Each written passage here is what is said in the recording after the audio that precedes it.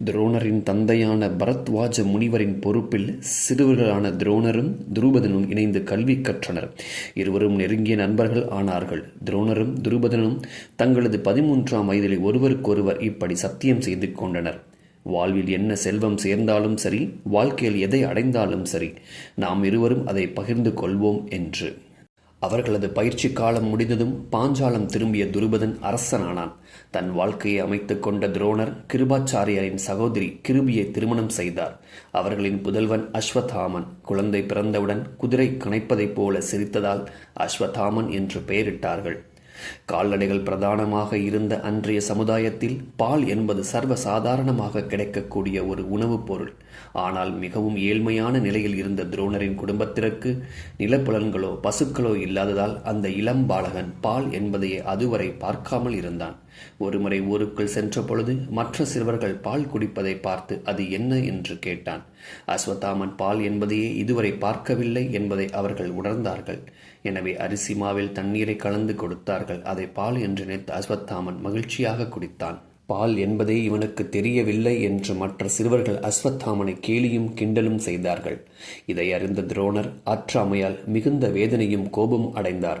தனது பால்யகால நண்பன் துருபதன் இப்பொழுது அரசனாக இருப்பதும் தாங்கள் இருவரும் மாணவர்களாக இருந்த பொழுது அனைத்தையும் பகிர்ந்து கொள்வோம் என்று சத்தியம் செய்து கொண்டதும் அவருக்கு நினைவுக்கு வந்தது. துருபதனின் அரசவைக்கு சென்றவர், நாம் இருவரும் செய்து கொண்ட சத்தியம் நினைவிருக்கிறதா? உனது சாம்ராஜ்யத்தில் பாதியை எனக்கு தர வேண்டும் என்றார். அவர்களுக்கிடையே சத்தியம் செய்து பல ஆண்டுகள் கழிந்திருந்தது. துருபதன் துரோணரை பார்த்து, நீ ஒரு ஏழை பிராமணன். உன் மகனுக்கு ஏற்பட்ட அவமானத்தால் நீ புகைந்து கொண்டிருக்கிறாய். உனக்கு ஒரு பசு மாடு தருகிறேன், எடுத்துக்கொள். இன்னும் வேண்டும் என்றால் 2ஆக தருகிறேன். ஆனால் ஒரு பிராமணராக இருந்து கொண்டு நீ எப்படி எனது ராஜ்யத்தில் சரி பாதியை கேட்க முடியும் என்றான். துரோணர், நான் கேட்பது உனது ராஜ்யத்தில் சரி பாதியை, ஒரு பசு மாட்டை அல்ல. எனக்கு உனது தானம் தேவையில்லை. நாம் நண்பர்கள் என்பதால் தான் உன்னை தேடி வந்தேன். இதற்கு மறுமொழியாக துருபதன், சமமான இருவருக்கும் இடையே நட்பு ஏற்படும். ஒரு அரசனும் ஆண்டியும் நண்பர்களாக இருக்க முடியாது. நீ தானம் மட்டுமே பெற முடியும். உனக்கு தேவைப்பட்டால் பசுமாட்டை எடுத்துக்கொள். தேவையில்லை என்றால் நீ கிளம்பலாம் என்றான். ஆத்திரம் பொங்க கிளம்பிய துரோணர் துருபதனை பழிவாங்க சபதம் செய்தார்.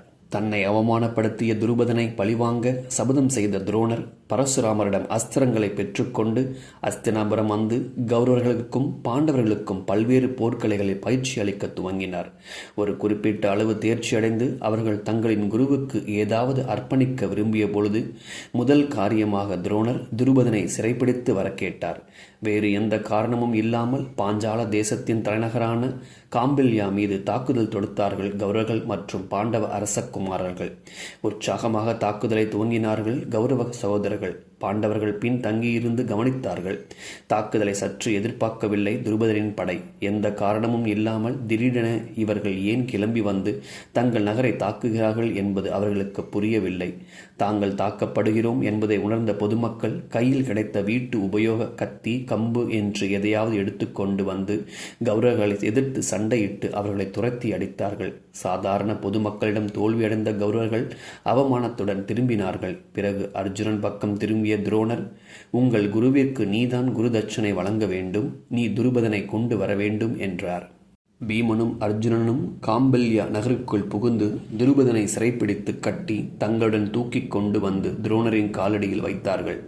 துரோணரை பார்த்த கணமே துருபதனுக்கு எல்லாம் புரிய துவங்கியது. வீரரான தன்னை இப்படி இளைஞர்களை அனுப்பி சிறைப்பிடித்து காலடியில் கைதியாக வைத்திருக்கும் நோக்கமும் தெரிந்தது.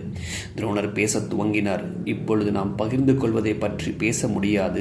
ஏனென்றால் நாம் சமமானவர்கள் இல்லை. என் முன்னே நீ கைதியாக கிடைக்கிறாய். என் சீடர்களிடமிருந்து எனக்கு கிடைத்த பரிசு நீ. எனக்கு என்ன விருப்பமோ அதை என்னால் செய்ய முடியும். ஆனால் நான் உனக்கு நண்பனாக இருந்தவன். எனவே உன் உயிரை பிழைத்திருக்க விடுகிறேன். ஒரு சத்திரியனுக்கு மற்றவர்கள் செய்யக்கூடிய மிக மோசமான செயல் அவனை தோற்கடித்து உயிருடன் விடுவதுதான். துரோணர் அதைத்தான் விரும்பினார்.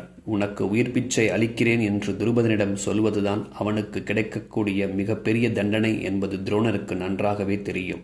அதிலும் ஒரு பிராமணன் தன்னை இப்படி செய்துவிட்டான் என்பது அவனுக்கு இன்னும் வேதனை தரும். தொடர்ந்த துரோணர், உனது ராஜ்யத்தில் பாதி என்னுடையது. ஒரு நண்பனாக மறுபாதியை உனக்கு தருகிறேன். அந்த மறுபாதியை நீ சென்று ஆட்சி செய்து கொள். ஒரு பாதி இப்பொழுது எனது என்றார். அவமானம், கோபம், வெறுப்பு எல்லாம் சேர்ந்து கொதிக்க தனது மறுபாதி ராஜ்யத்தை அடைந்த துருபதனின் நிலையை மக்களால் ஏற்றுக்கொள்ள முடியவில்லை. குமரிக் கொண்டிருந்தான் துருபதன். ஏற்கனவே துருபதனுக்கு ஒரு பெண் குழந்தை இருந்தது. சிவனின் ஆணைப்படி பிறந்த பெண் குழந்தையை ஆண் குழந்தை என்று கூறி ஆணாகவே வளர்த்து வந்தார். அந்த பெண் குழந்தைதான் அம்பாவின் மறுபிறப்பு சிகண்டி என்ற பெயரில் வளர்ந்து கொண்டிருந்தாள். துருபதனின் வாழ்க்கையின் ஒரே நோக்கம் எப்படியாவது துரோணரை அவமானப்படுத்தி குரு வம்சத்தை அழிப்பதாக மாறியது. துரோணரை வீழ்த்தி குரு வம்சத்தை அழிக்கும் வல்லமையுடைய பிள்ளைகள் தனக்கு பிறக்கும்படியான யாகத்தை யாராவது செய்து தருவார்களா என்று தேடத் துவங்கினான். தனக்காக புத்திர கர்ம யாகம் செய்விக்க அப்பொழுது பெயர் பெற்றிருந்த ஜெய, உபஜய என்னும் இரு தந்திரிகளை அணுகினான். யாகத்தில் துரோணரை வெல்லும் வல்லமையுடைய ஒரு மகனும் குரு வம்சத்தை பிளவுபடுத்தும் ஒரு மகளும் எனக்கு வேண்டும் என வேண்டிக் கொண்டான் துருபதன். விரைவாக நடைபெற்ற யாகத்தின் முடிவில் ஒரு இளைஞனையும் ஒரு இளைஞியும் யாக குண்டத்தின் நெருப்பிலிருந்து வெளியே எடுத்தார்கள். திருஷ்டத்யும்னா, திரௌபதி இவர்கள் இருவரும் ஆணும் பெண்ணும் இணைந்ததால் உருவானவர்கள் இல்லை. அவர்கள் நெருப்பிலிருந்து தோன்றியவர்கள். இருவரும் பழிவாங்க வேண்டும் என்ற ஒரே நோக்கத்திற்காக பிறந்த உயிர்கள். துவக்கத்திலிருந்தே அவர்கள் வாழ்க்கையின் ஒரே நோக்கம் துரோணரையும் குரு வம்சத்தை பழிவாங்குவதுதான் என்பதை திரும்ப திரும்ப நினைவுபடுத்திக் கொண்டே இருந்தான் துருபதன்.